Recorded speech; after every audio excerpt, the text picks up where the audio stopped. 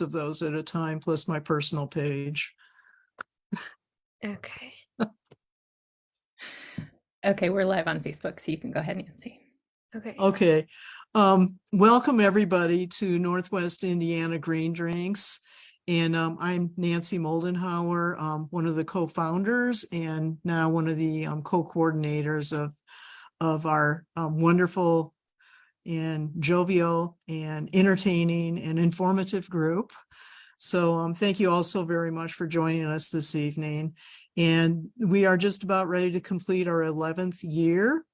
And that's pretty amazing. Beginning January of 2024, that's the beginning of year 12. So it says a lot to our attendees and our participants, because we would not have been at it for this long. It's because of your positive feedback and your desire to learn more that we continue offering these. So I always forget about acknowledging somebody, so I'm going to do that first.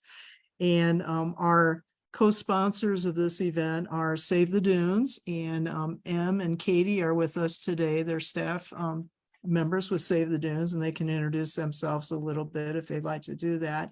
The Michigan City Sustainability Commission, and I see that Andy Jans Davis has joined us this evening, and she is the chair of the Michigan City Sustainability Commission.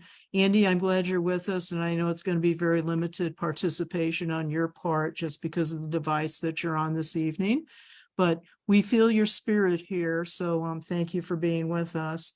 And then the other group is 219 Green Connect, and Kathy Sipple is in Greece right now, and she's doing a course over there, or maybe I should say a seminar or whatever, and she does this thing called, I can't even say it, Socraticity or something, but it's about engaging communities together and giving voice to absolutely every single person that turns up for any event.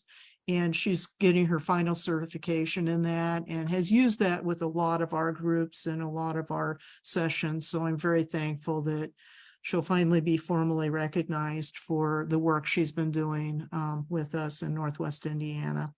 And then we have two hosts this evening. The first one is 95.1 FM AM 1420 WIMS radio. And I was with Rick Federici at 6:45 this morning,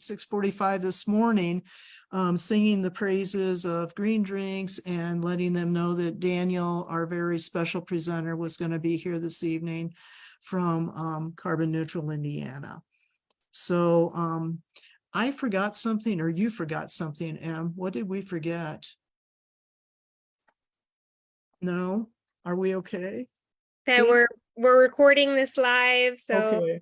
that We're is good? happening, and then the recordings will be available. That's just again for folks on Facebook. So thank you. Yeah. Okay, great. Okay, thank you very much. So I'm going to go ahead and introduce Daniel, and Daniel Poynter is the executive director and founder of Carbon Neutral Indiana. And I met Daniel years ago, probably, how many has it been, Daniel? 5 years ago. 5 years ago, I met Daniel, and it was when he was first starting up Carbon Neutral Indiana. We joined together with the Michigan City Sustainability Commission. A number of our commissioners are actually carbon neutral now because of Daniel and his organization. The thing I love about Daniel is he keeps evolving, and his organization keeps evolving. So he's always looking for and seeking the most innovative and efficient way to accomplish reducing our carbon footprint overall in the state of Indiana. So I know he has a lot to say about that, and I'm not going to say any more, but I count him as a dear friend of mine and a person who's not only passionate about, but deeply committed to the health, well-being, and quality of life for every single resident in the whole state of Indiana. So Daniel, it's your turn, and unmute yourself, please. Thank you, Nancy. And I think you said Andy was here. She's Yes, she Carbon is. as well. Hi, Andy. Thank you, everybody, for investing your time to learn a little bit about Carbon Neutral Indiana. I'll share for about 15 or 20 minutes, and then maybe we can have a healthy conversation afterwards with lots of questions. one thing that might be kind of fun is, we might do something called a question burst afterwards, where we brainstorm in questions for 5 or 10 minutes, and you're not allowed to speak in a declarative sentence. You only say questions, and everybody throws out as many questions as possible. And if we come up with 20, 30, 40 questions, then I'll try to answer a couple, but the other ones that I don't get to, I can respond to them by email. So that might be a really good use of time. So if you have an idea or a question, write it down, because we're going to try to come up with as many afterwards as possible. I'm going to go Or ahead and just drop it in the chat too. Yeah, that too. Em is really great about picking those up. I'm going to go ahead and share my screen. All right, here we go. Thank you for the opportunity to share with your friends, Nancy. So I'm going to share a little bit about a nonprofit called Carbon Neutral Indiana. I founded it, but I'm really just the spokesperson of a big community that's standing behind me and kind of giving me the energy to be a spokesperson. So in everything that we're doing with Carbon Neutral, I always try to use the word we. I'm the one, I'm pushing the button, I guess, at the end of the line, but there's a lot of people participating, and I'm just kind of putting it all together for them. So try to keep that in mind too. This is a family down in Bloomington. His name is Jonathan Green, his wife and his 2 kids. They're one of over 500 people throughout Indiana who are carbon neutral. What that means is, they've measured their carbon footprint and then they donate to clean it up. So in the same way that you produce your physical trash, you don't just throw it in the backyard. You actually have to pay the trash company to process it. In the same way that you produce sewage, you don't just throw that in the backyard. You have to pay the water company to process it. In the same way, you can actually measure your carbon emissions, how much you burn your natural gas, how much when you fly, etc., and you can pay to balance it out. We're going to get to that. So Jonathan is one of over 500 people in Indiana who are doing that. They're carbon neutral. So I'm going to begin with the end in mind. Here's the summary slide. Here's what I intend to leave you with. So Indiana is one of 10 states producing half of all carbon emissions. So I'm going to use carbon emissions interchangeably with greenhouse gas emissions. Technically, it's carbon dioxide and carbon dioxide equivalences, because there's carbon dioxide and then there's a bunch of other greenhouse gases. But to keep it simple, I'm just going to call it carbon emissions. So if you look at Indiana, half of the emissions in America come from 10 states, and one of them is Indiana. So that's one thing I want to leave you with. The other thing I want to tell you about is Carbon Neutral Indiana. What are we doing? We are doing 3 things. I'll go deeper into this in a minute. So essentially, we're a learning network. Each of us is a student and each of us is a teacher. We're trying to learn things and teach each other things constantly. There's no one who's the main teacher. We're all teachers in different ways. And we're going to learn as we go. The other thing that we're doing is we do experiments. The spirit of Silicon Valley, I want to embody that in our learning network, which means we do lots of experiments. If you have an idea that costs $5,000 or it could be done in 3 months, that would be a really good experiment. We do a bunch of experiments to find what works in Indiana, and we learn from it. And we keep doing experiments. So we're learning how to engage with Hoosiers effectively through experiments. And then the final thing I want to tell you about tonight is our flagship project. Is we help households and businesses measure and clean up their carbon emissions. So instead of creating a sustainability plan and saying that you're going to be carbon neutral by 2050 or whatever, you can become carbon neutral now. And as you talk to people and get them on the wavelength, they can become carbon neutral now too. So instead of Michigan City being carbon neutral in 30 years, there are people like Nancy and Andy who are carbon neutral now. And as they talk to their friends, more of them and more of them and more of them, households and businesses can become carbon neutral, so that it's not like we have to wait till 2050. Parts of Michigan City can do it tonight. That's my message with that. So I'm going to jump into it. Make sure to write down questions you have, because we'll have plenty of time for that. So what is carbon neutral? There was a study of people who claim to be environmentalists, or they identify that way. And half of them didn't know what carbon neutral meant. So when we talk to our friends about this, we can't assume that they know what that means. So let's start with definitions. Carbon neutral just means balancing out your carbon footprint with carbon removals. So if you're going to fly to LA and come back, you release about a ton of carbon emissions. You can take responsibility for that, and you can try to rectify it, or you can try to balance it out by doing things like planting trees. That's generally what carbon neutral means. It's balancing it out. So there's the example of flying to San Antonio from Indianapolis produces 1 ton. If you want to balance that out, you're going to have to plant 40 trees, and you're going to have to protect them for 20, 30, 40 years. Where do carbon emissions come from? Well, you probably all know they come from energy production, transportation, buses and cars, agriculture. It's the fertilizer for the food. It's the tractors. It's the shipping the food to the grocery store. It's getting it to your home. It's sending it to the landfill when it rots and turns into methane. It comes from buildings like natural gas when you heat your water and when you, et cetera. And it comes from industry like burning fuel to make cement or steel, et cetera. Like you guys have a lot of that up in Michigan City. So that's where it comes from. Those are called sources. Where does it go? Well, these are called sinks. So we can protect forests or we can expand forests by planting new trees. We can do things like carbon mineralization, and we can do things like creating biochar. So the sources is where it comes from, and the sinks are where we want it to go. So what we need to do to become carbon neutral is reduce the sources and increase the sinks. A nice image for you is like a bathtub. If the bathtub is plugged and it's filling up with water, the least you can do is try to remove the water that you add to the bathtub. That way, you're not going to cause it to overflow. So if the water stops going up, you basically are carbon neutral. If that makes any sense. It's a nice way to think about it. So that's the definition. And anything can be carbon neutral. It could be an individual like Nancy. It could be a household like my wife and I and my child. It could be an organization. There's about 10 or 15 businesses that are carbon neutral in Indiana right now. There's an ice cream store. There's architecture firms. There's a pet supplies and a veterinarian store. There's a marketing firm. And cities and states and countries can be carbon neutral. The city of Indianapolis says they're going to be carbon neutral by 2050. And why are we doing this? Well, the largest group of scientists ever assembled in history is called the Intergovernmental Panel on Climate Change, IPCC. And they say that we need to be carbon neutral by the second half of the century. So by 2040, 2050, 2060, roughly around then. And when you hear people push back on this idea about being net neutral or carbon neutral, if you want to be flexible, we don't have to necessarily do it in 2050. Some of the wealthier countries can do it earlier. Some of the developing countries can do it later. We can wiggle that a little bit, but generally the world needs to be carbon neutral by the second half of the century. And here's the main message. Why would we want to wait? Gandhi said, be the change that you want to see in the world. So if you want the world to become carbon neutral, why wouldn't you become carbon neutral now? You don't need to wait.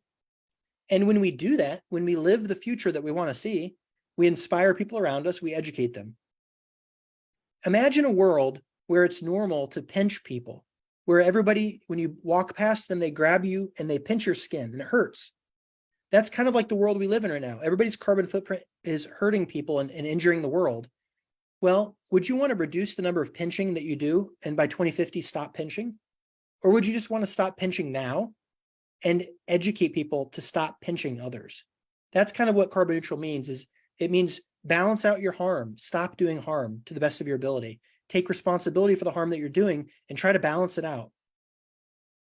So be the change that you want to see in the world. And like I said, there's over 500 households, individuals and businesses already carbon neutral all over Indiana. Half of them are in the center of the state. Half are scattered all over Indiana. There's a bunch up in Michigan City, and there's a bunch of businesses as well. I mentioned this earlier. I want you to remember this. Of all the carbon emissions or greenhouse gases in America, half come from just 10 states. One of them is Indiana, but one of them is Michigan and Ohio and Illinois and Pennsylvania. So there's a lot of Midwestern states. If the Midwest was a country, I think it would be like the 5th highest carbon emitting country in the world, the 5th or the 4th.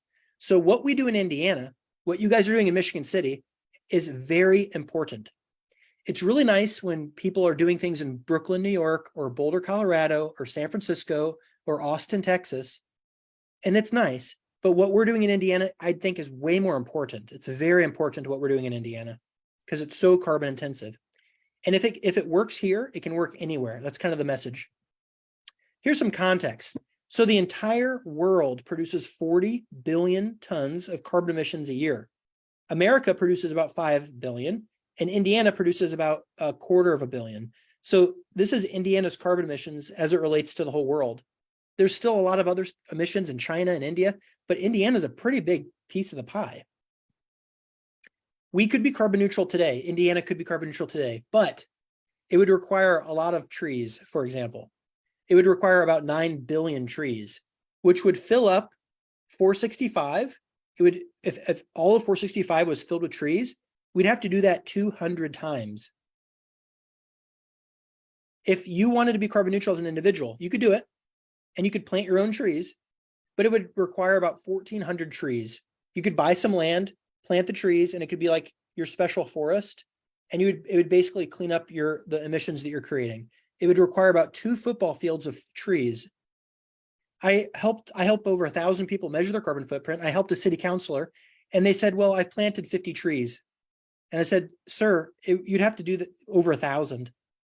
So I think people really need to know how much it'll require to balance out the harm that they're doing. So that's Indiana. So that's the 20,000 foot view. Where's carbon neutral Indiana fit in? Well, we're a 501c nonprofit. And what's our mission? Well, obviously we want to help Indiana become carbon neutral, but not at any cost. We want Indiana to become carbon neutral, and we want it to become a better place to live. So we want infant mortality to go down. We want obesity to go down, diabetes to go down, life expectancy to go up, wealth to go up, ownership of assets to go up, et cetera. So we want to reduce carbon emissions, but we also want to increase all the other quality of life metrics. So anybody who is trying to increase quality of life metrics in Indiana is our ally. And what we can contribute to the partnership is trying to reduce carbon emissions. So we want Indiana to become carbon neutral and a better place to live. And it's really important. We are different than other environmental organizations. I want to draw a line around what our values are, because we are different. And some people may disagree with these, but that's okay. So we say no to some things and we say yes to others. I'll go through these really quickly. First of all, we say no to despair. There's a lot of people in the environmental movement and climate especially that have despair, and they think that they should, what's the point? We don't think that. We believe in action. A lot of people live a life of drudgery. We don't believe in that. We believe in fun, like Willy Wonka fun. A lot of people will do stuff, even if it's ineffective. We're willing to pull the Band-Aid off and say, hey, that's not the most effective thing. Look at the numbers. So we're about effectiveness. A lot of people in religion or environmentalism or all over the place use shame and guilt to control you. We do not do that. We believe in encouragement. We do not believe in shame. A lot of people believe in zero sum, which just means there's not enough resources for everybody. And it's either you or me, buddy. We don't believe in that. We believe in abundance, which means that if we collaborate, 1 + 1 could equal 10. If we collaborate. A lot of the environmental movement is partisan. We're not. We're transpartisan, which means that we actively try to make this community welcoming to the entire political spectrum. And I'll get into that a little bit more lately. We have support from liberals like Bill McKibben in the New Yorker, who referenced us in the New Yorker. But we've also, I think, are the only environmental organization, and for sure the only climate organization in Indiana that has had a lot of success with conservatives. We're the only one, to my knowledge. So, and the reason why we can do that is because we're transpartisan. We do not believe in being politically correct. We believe in free thinking. We don't believe in mob rule. We believe in the moral courage of an individual. Imagine the image in Tiananmen Square of that one Chinese man standing up against the tank. That's what we believe in. We do not believe in top-down elitism, ivory tower. We believe in bottom-up. We believe that wisdom is spread throughout the population. And finally, a lot of people in the climate movement are either or. Either we do solar panels or we do nuclear. Either we do this or we do that. No. If you've ever taken improv comedy, you know this idea of yes and. Yes, we can do that, and we can do that, and we can do that. So these are our values. The other ones we reject, and we try to grow the values that I said yes to. So our vision, once again, is we want the state of Indiana to be carbon neutral and an even better place to live. And we do that in 3 ways. 1, we convene Indiana's climate innovators in an ongoing learning network. 2, we learn fun and effective ways to engage Hoosiers around climate solutions. And then 3, we do by helping individuals and businesses become carbon neutral now to be the change that they want to see. So I came up with a nice little hand gesture for this. We convene people, we learn, and we do. We convene people, we learn, and we do. We convene people who feel alone and scattered throughout Indiana. They feel like nobody else cares. Well, we bring them to other people who care. We convene them. And then we learn. We don't pretend to have the solutions. So we're constantly trying to learn through experimentation. And then finally, we don't just talk. We don't just create another sustainability plan that never gets implemented. We do. We ask people, oh, you care about climate? Will you please pay for your carbon today? Not in 2050, but today. Will you do? So that's what we do. We convene, we learn, and we do. I'm going to go a little deeper into each one of these three. What does it mean? We convene Indiana's climate innovators in an ongoing learning network. What does that mean? Well, 2 months ago, we hosted a party called the Hoosier Climate Party, and it was an invite-only party for over 150 people that are climate innovators, people in utility-scale solar, in regenerative agriculture, in electric vehicles, in efficient buildings, etc. We had 150 people in a party with 2 DJs, free food, lots of booze, and it was a lot of fun, lots of networking. So that's an example of one thing that we've done. One person said that, quote, it was the best networking event I've ever been to. It was awesome. And we have a video, I can send that later. I'm not going to play it on Zoom, but we have an amazing video from the event. Here's what I thought was pretty cool. I believe in data and proving it. So before the party, there was over 150 people, but I picked 75 and I went on LinkedIn and I downloaded all of their LinkedIn connections. And then I fed it into the software that allows me to visualize all the connections. So what this image is, this is 75 people and who they know at the party. You can see that 23 of the people didn't know anybody at the party. They were effectively lonely and isolated. Well, after the party, I downloaded their LinkedIn connections again, and I compared the before to the after. There was over 78 new relationships. And mind you, this is just half of the people. So if I did this for everybody, there's probably over 150 new relationships. How did we do that? Well, when you came into the party, you got a bingo card, and the bingo card had activities on it. And the activities were things like challenge somebody to a thumb war, where you have to do thumb war, or take a picture with the tallest person at the party, silly things, but also things like find somebody who works in electric vehicles and talk to them. So this bingo card, when you finished a line, like a vertical line, horizontal, or diagonal, you turned it in, and we had over $1,000 in prizes, like vacation getaways, etc. So even the shy people were motivated to get out there and network and meet people and talk. And this little visual shows that we're trying to weave the community together. The image is soil.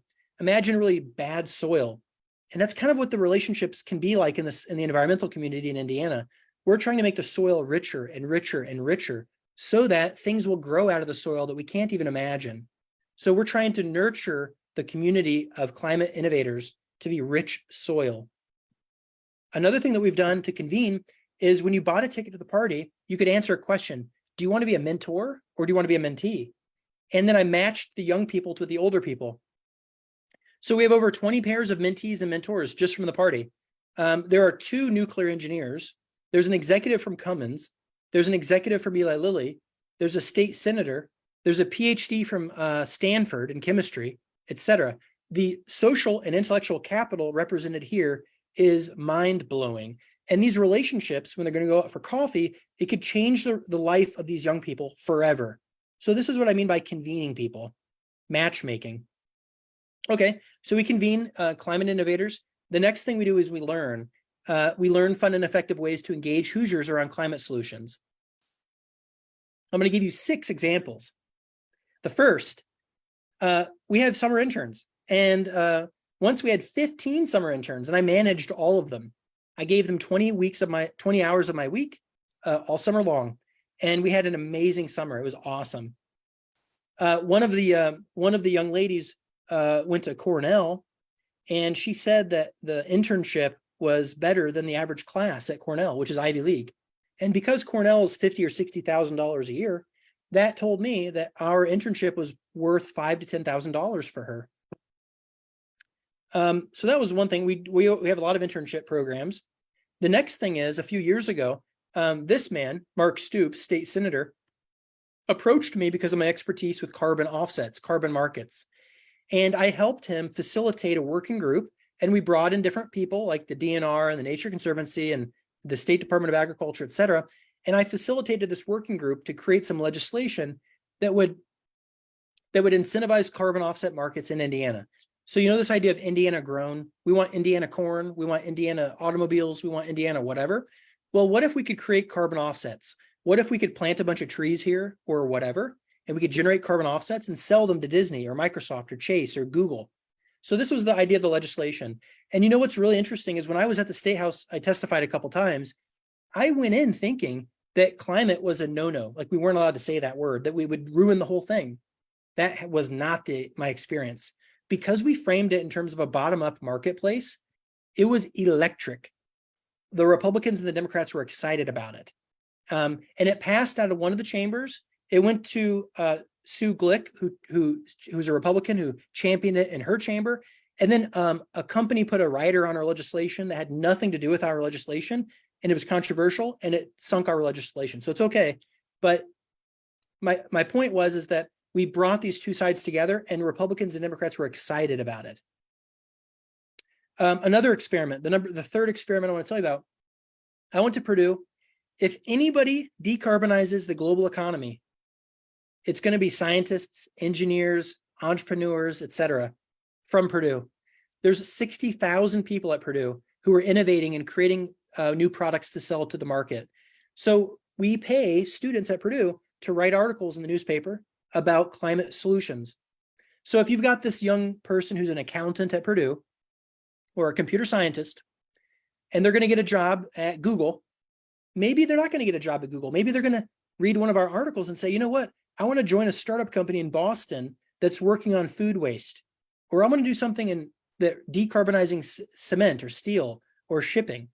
So these articles in the student newspaper are about climate solutions and climate startup companies to get these students excited about that as a career option. And the students have published many articles so far. Another experiment is last summer, I hired an intern and we interviewed 100 people. And in 3 months, I wrote a book with 60 true stories of Hoosiers reducing carbon emissions. Nancy was one of the people. This book has 60 true stories of people reducing carbon in Indiana and 50 organizations like Save the Dunes that are doing things to help reduce carbon emissions. And it's a directory of organizations. It's a collection of stories. There's about 29 pieces of legislation in there that people should know about. And I'm really, really proud that I got a ton of conservatives to endorse the book. Obviously, we got liberals to endorse the book, obviously, but that doesn't really say much, right? I wanted to get conservatives as well. Mickey Maurer created a bank, the Bank of Indianapolis. He was Mitch Daniels' Secretary of Commerce. Mickey Maurer used to run the Indianapolis Business Journal. A lot of people don't read the Indianapolis Star, but they read the Indianapolis Business Journal. Mickey Maurer used to run it. And he said, the book's pragmatic approaches are clever, sometimes funny and very convincing. Jim Merritt, one of the most powerful people in the State House, said, quote, a few people are changing how Indiana thinks about climate. Daniel is one. I don't say that to toot my horn. I say that our approach has penetrated the conservative mind and they endorse us. Think about that. When's the last climate activist you've heard who can say that? And it goes back to the values that I mentioned earlier. Here's another experiment. A few years ago, our members who are carbon neutral, they pay monthly and they want carbon offsets, but there aren't any carbon projects in Indiana. So I have to pay projects in Alaska, Iowa, Louisiana, Virginia, et cetera. So one of our carbon neutral members worked for the Parks Department in Indianapolis. And he said that every year, Keep Indianapolis Beautiful plants 1,000 trees or whatever, but 50 acres of trees get destroyed to build a Walgreens or an Amazon warehouse, et cetera. So we plant some trees, but we lose 50 acres every year. So if you looked at it with a satellite, the tree canopy in Indianapolis is just shrinking slowly, right? So what can we do about that? Well, lo and behold, Eli Lilly and almost all the other Fortune 500 companies have committed to reduce their carbon emissions. And they're doing what they can, but they can't get everything. So they have to pay to offset some of their carbon footprint. Who are they going to pay? Why don't they pay us? Why don't they pay the Indianapolis Parks Department to protect trees and to plant more trees? So for 2 years, I led a working group with the head of climate at Lilly, Parks Department, Indiana Forest Alliance, et cetera. And we learned, what do we need to do to create a carbon project in Indianapolis? What we discovered was that there is about 800 acres of urban forest in Indianapolis that's not protected. It's owned by the Parks Department, but it's not protected with an easement, with a conservation easement. And even though it's managed by the Parks Department, they still give it away to develop into a shooting range for the police, or they give it to the Colts to develop something, a training camp, or et cetera. So just because it's the Parks Department does not mean it's protected. Well, if they took those 800 acres and they put a conservation easement on them saying that it can never be developed no matter who the mayor is, that would generate about $3 million of carbon offsets that Eli Lilly could buy and that Disney could buy. So now you've got a way the Parks Department could do what they should have been doing anyway, which is protect the land. Eli Lilly gets to spend $3 million or whatever on making that happen. The money goes to protect more forests and to plant more trees. So for 2 years, we led this working group, and I met with many people in the city council, many administrators throughout the city to educate them about how this works. Finally, they did a request for proposals, and they picked a vendor in Ohio. So we invested 2 years to make a carbon offset project in Indianapolis, and the city of Indianapolis picked a firm in Ohio to do it. Another project that we're doing to learn is in central Indiana, there's 300 young people who become Eagle Scouts every year. In order to get an Eagle rank, you need to do a project, a community project that's 200 hours to do, 100 to 200. Usually they remove invasive species, or they build a bench or whatever. Well, what if the projects that these young people did, girls and boys, because girls are in the Eagle Scouts now too, what if the projects had a climate benefit? For example, what if they took some of this Inflation Reduction Act money, IRA money, that incentivizes things like solar, and what if they went to a church or a nonprofit and said, you know, I've got 200 hours, I'm going to get solar installed on the church or the nonprofit or whatever, the YMCA. They could do that in 200 hours. A 16-year-old could do that for sure. Or what if they went to their local high school and they saw all this food being wasted, taken to the landfill, and turns into methane, which is a greenhouse gas? They could go to the school board and get that food delivered to a composting facility, turn it into soil so that it doesn't turn into methane. There are other projects like that. So for the past year and a half, I've been developing relationships with the Boy Scouts of Central Indiana and South Bend to work with these young people on a mentor program to connect them to my professional network of experts and to create templates for them of projects that they can implement. This is just an experiment. Who knows how it's going to go? But if it goes well, imagine this. Imagine 1,000 young people throughout Indiana, every year 1,000, implementing climate projects because they have 10 different templates. Think of the hands and the feet and the brains and the heart. These people are going to become the governor in 50 years. They're going to become the CEOs. Eagle Scouts are amazing. If you have to only pick some young people to invest time into, let it be Eagle Scouts. They're going to be astronauts, et cetera. These people are going to be the climate entrepreneurs of tomorrow. So these are 6 experiments. Each one of these could be a nonprofit unto itself. These are experiments. 15 interns working with both sides of the aisle on a carbon market legislation, paying for climate journalism, creating a climate book about solutions, creating local carbon offset projects, and working with Eagle Scouts. So those are some things that we're doing to learn and experiment, finding something that will just take off. Finally, what do we mean by do? Do means that the city of Indianapolis should not spend $500,000 on consultants to create a sustainability plan that says they're going to be carbon neutral in 2050. The city of Indianapolis and Purdue and IU, et cetera, should try to become carbon neutral today. What does that mean? Well, you first measure your carbon footprint. We do it for people on their household and a small business. It takes 15 minutes over the phone. And then they donate about a certain amount of money, $20, $30, $40, $50 per month. And we take that money, we put it towards projects that are independently verified to reduce carbon emissions. And as a result, they enjoy peace of mind, a sense of progress, and realistic hope. For individuals, I said it's $10 to $20 a month, but it depends how big your house is. If you've got a 10,000 square foot house, if you've got a heated pool, If you've got 4 cars, it's going to be more than $10 to $20.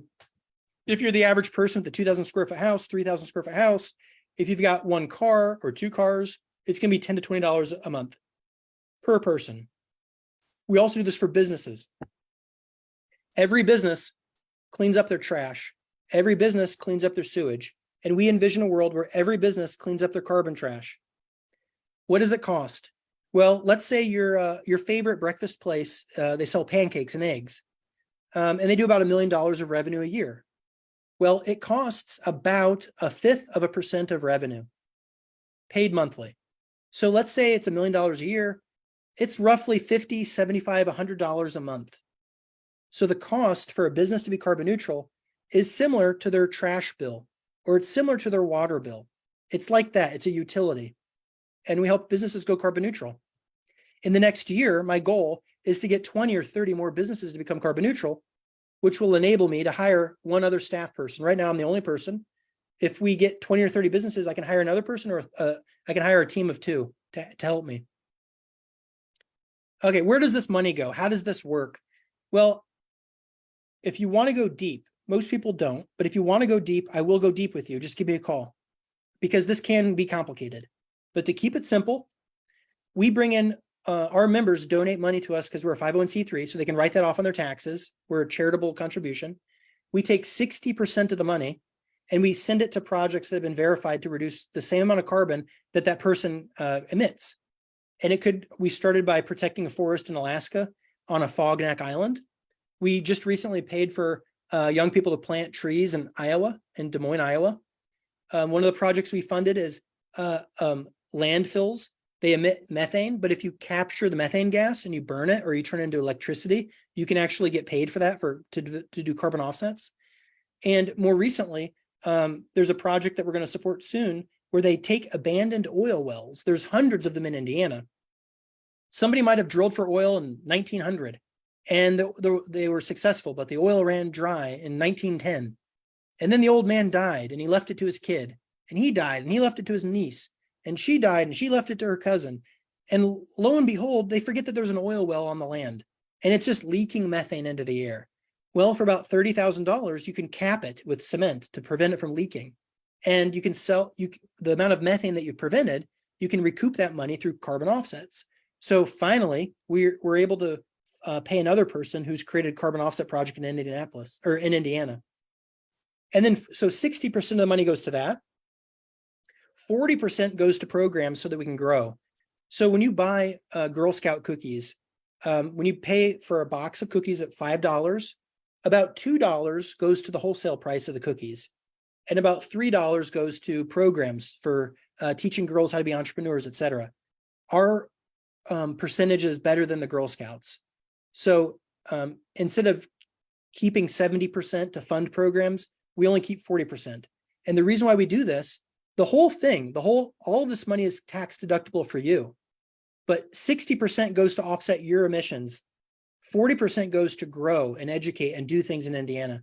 And in this way, we don't depend on billionaires in the East Coast to help us. We don't depend on anyone, any extraordinarily wealthy people to help us. We're funded by hundreds of small people, which means that weird political biases cannot sneak in the back door. There are no sneaky little strings attached to the money. That's very important. Okay, so that's my summary of my talk. I'd like to turn it over to conversation, questions. If you forget everything, remember this: half of the carbon in America comes from 10 states. One of them is Indiana. Carbon Neutral Indiana is a nonprofit committed to help fix the situation. We're committed to reducing carbon emissions and increasing the quality of life. And we do this in 3 ways: by convening people, by learning, and by doing. We convene innovators, we learn with experiments to engage Hoosiers, and we do by asking people to become carbon neutral now, to do what Gandhi suggested, which is be the change that you want to see. Don't wait till 2050, do it now. So that's my presentation. I'll share it with you afterwards, and now we can have a conversation. Thank you for your interest. Thank you so much, Daniel. It was a great presentation, very informative and fun. Definitely learned a lot. So thank you for sharing. We do have couple of questions in the Zoom chat. First one is, how do we meet other carbon neutral orientated people outside of the setting of green drinks in Indiana? What do you suggest? How do you, how do we continue to collaborate and network within like-minded folks here? Well, if you send me your email address, I'll add you to our email list. I think we have the biggest email list in Indiana of Hoosiers who care about climate. There's over 8,000 people on our email list, and I send them an email every month. And we do all kinds of interactive exercises on that email list. So that's one way. The next way is to go to carbonneutralindiana.org and go ahead and measure your carbon footprint. It's a 10-minute phone call. I'll do it for you for free. And if you want to become carbon neutral, you can. You can also measure your carbon footprint without talking to me. Go to our website to do that. But if you want a more detailed measurement, schedule an appointment with me. Wonderful. Okay, and then I'll drop all those links into the chat so that people can just click on that. Okay. Another question. What kinds of trees are being planted in Indiana? Are they native species? Are any of these trees being planted a few at a time in a more downtown city areas, or are they all part of forest systems? Well, currently, we're not paying for any trees to be planted in Indiana. Like I said, read between the lines. I worked for 2 years to make a project in Indianapolis happen, and they picked somebody from Ohio to take it across the finish line. So right now there are no projects in Indiana, forest related. The projects in Indiana have to do with abandoned oil wells. Okay, thank you. I think we answered this one. What number do we call to determine our carbon footprint? I shared your website link. Is there another direct number we can share for people to call? Yeah, you can call or text our nonprofit's phone number, which is 317-721-4587. Okay, great. Thank you for sharing your email address as well, Daniel, in there. Don't carbon offsets just allow polluters to keep polluting while looking better, aka greenwashing? They can. I'll have a little bit more to say about that. You could say if you pay to have your trash picked up and taken to the landfill, you could say the same thing about that. Why are you paying to clean up your trash? You're still producing trash. You could say the same about sewage. Why are you paying the other guy to process your sewage? The fact is, if you're alive, you're going to produce trash. You're going to produce sewage. At least clean it up. At least pay for it. At least. That's the least you can do. I can direct you to a white paper also that says that among companies, which is different than individuals, among companies that offset some of their carbon emissions, they tend to be much more further along the decarbonization pathway than companies that don't offset their carbon emissions, which is a direct contradiction to the simple greenwashing idea. Another thing I'll say is when I first started researching this field of carbon offsets, I was a complete skeptic. I thought that it was like the Middle Ages when the Catholic Church sold indulgences where you pay to sin. I thought that's what it was. But I think I was wrong. I set aside 100 hours. I created a Google document and I read everything I could. I interviewed people. I watched videos. I created a 40-page document, which I could share with you if you want. It includes a glossary, frequently asked questions. I took notes on books, etc. And I tried to figure out, are these things legit? And what I found is that not only do I think they're legit, I think they're amazing. And I'll say why briefly. Usually, when you donate money to a cause you care about, let's say that's animals or children, feeding kids in a developing country, helping the manatees, etc. Usually, when you donate money to your favorite nonprofit, they never tell you what they accomplish. So you give $500 a year to the Humane Society and you say, what have you accomplished? Well, maybe if they're advanced, they'll create an impact report at the end of the year. They'll say, thank you so much, Nancy, for your $500. Last year, we rescued 1,000 dogs from the pound. We rescued 1,000 dogs from euthanasia. Thank you so much, Nancy. But they don't take it the next step. They don't say, yeah, but the other nonprofit that rescues animals, they can rescue a dog for $100. It costs us $200 to rescue a dog.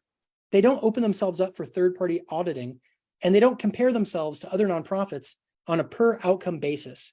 If they did, then Nancy could say, okay, I've got $500 to help as many dogs as possible. You can rescue a dog for 100, but this other nonprofit can do it for 50. So they can accomplish twice as much good with my money. Nonprofits usually do not do this. This is called commoditizing the outcome. This is called a verified third party a verified outcome. So when you hear carbon offsets, I'd rather people think of another phrase, verified climate outcomes. If you donate money to an organization, is there a third party that comes in and looks at their accounting and their operations that verifies that they actually accomplished what they said they were going to accomplish? I doubt it. Usually they don't do that. So if you think about it, it's a complete paradigm shift from traditional philanthropy. Traditional philanthropy is you give money to whoever has the best story. Third-party verified outcomes, whether that's carbon offsets or plastic offsets, or you could do this with reading. You could pay to teach kids how to read. It represents a paradigm shift in philanthropy where you're actually accomplishing what you say you're doing, and you're competing with other service providers to do so in a low-cost way. I would really like people to ask follow-up questions on that. I think it's a new idea for a lot of people, and it's very important. Thank you for that. There is a question about numbers of trees and kinds of trees that are being planted to offset carbon footprint.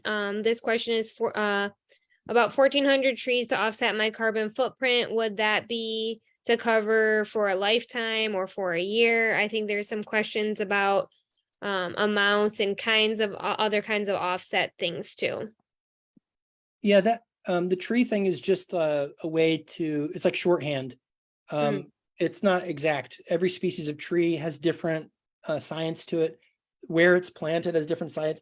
Sometimes trees can actually cause more global warming because of something called the albedo effect.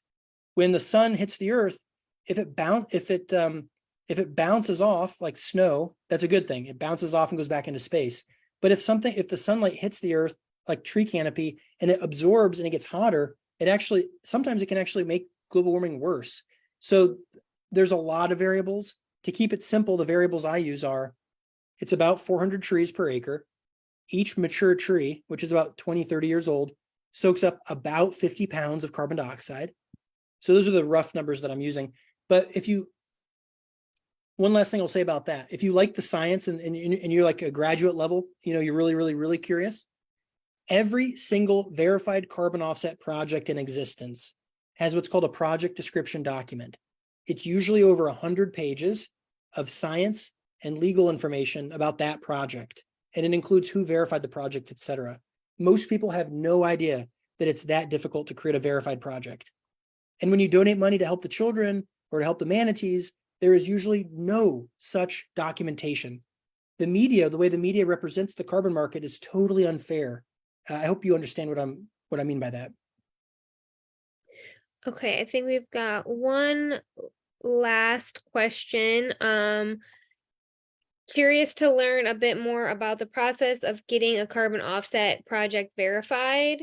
Is there anything individuals or organizations who own property can do to create local carbon offset projects, or what are some other solutions there? Totally. Well, first of all, it's not simple like planting trees in your backyard or volunteering at the weekend to help the land trust plant 1,000 trees. It's not simple. Usually you have to plant thousands of acres of trees and you have to hire people to verify, and it's going to cost you $500,000 up front to create a carbon offset that Disney or Microsoft or Chase Bank would buy. You can't just wave your hands and say you did it. It's got to be verified. It's usually $500,000 to even make the project viable. Now obviously that's like unattainable for most nonprofits. I've not been able to do that, but there's another carbon registry that was designed specifically to make it more easy. It's called city forest credits. And city forest credits, what they do is they work specifically on urban forests. So not forests in the middle of nowhere in Alaska. It's only forests in Michigan City, as defined by the census, what the census says the boundary of Michigan City is, or Indianapolis. And they have two different protocols. One, you can preserve forests that are at risk of development. So say there's a forest and it's surrounded on three sides by development. Well, it's at threat. It's likely to be developed. So therefore, if you protect it with an easement, you can get credit for the carbon in the trees, and you can sell that to recoup some of your costs. That's one protocol, the preservation protocol. There's another protocol for tree planting. And if you go to City Forest Credit's website, you'll see that they've certified projects of both type, preservation and tree planting. The project that I worked on for Indianapolis was preserving 800 acres. So yeah, think about City Forest Credits. If you're interested in going forward, reach out to me. There's another individual who him and I could help you determine if the land is eligible. Usually it needs to be at least 20 acres of urban forest for it to be financially viable. And it needs to be within the city limits. Okay. I think that answers up all the questions from the chat.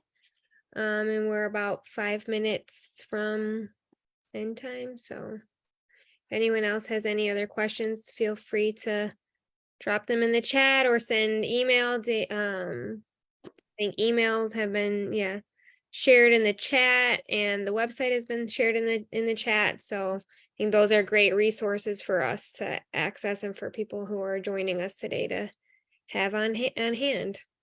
Thank you. If I may share one last call to action. So if you forget everything I talked about, first of all, I'll share the slides with you later. You can digest it at your speed. The other thing I would encourage you to do, if you do nothing else, is go to carbonneutralindiana.org, click Get Started, and measure your carbon footprint. That's the main call to action. I'll share the link in the chat. And with that, feel free to reach out. If you want to talk, I'd be happy to. I talked this whole time, but if you want to talk to me for an hour, I'll listen to you and I'll share resources as needed. Thank you very much. Em, was there anything on Facebook in the comments sections? No. Usually not, but I just wanted to be sure. Yeah, we're good. We're good on Facebook. Thank you for double checking, Nancy.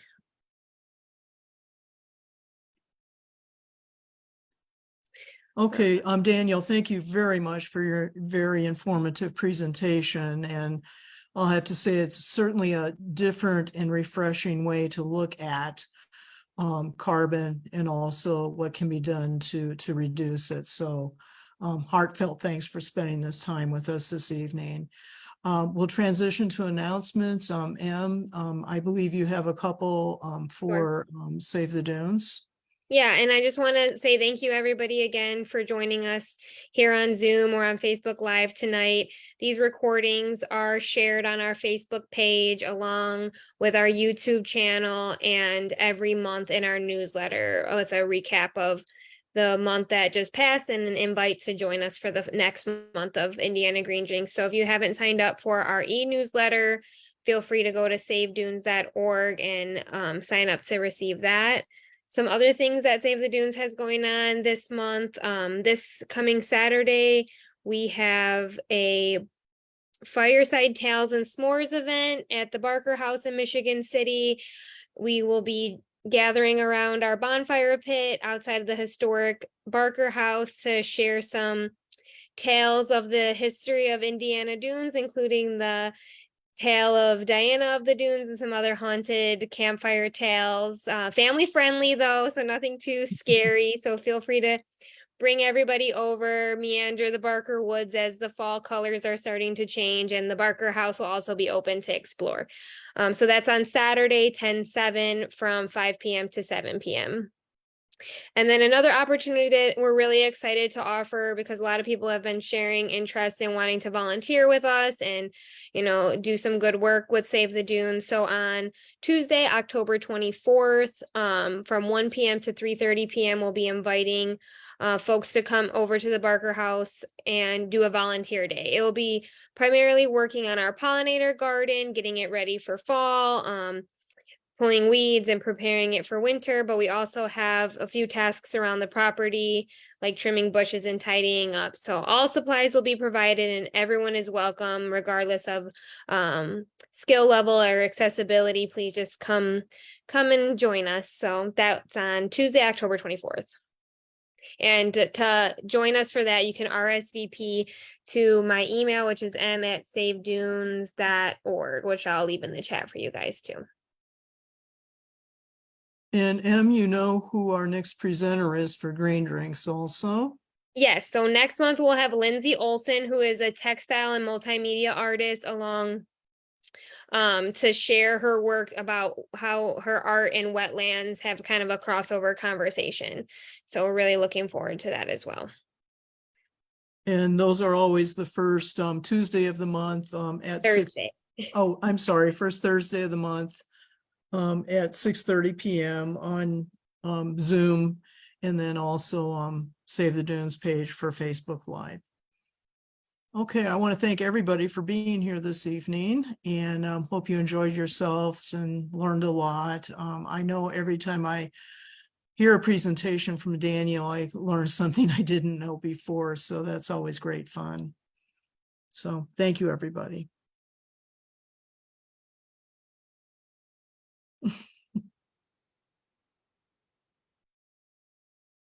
Thank you. So we want to end the Facebook Live.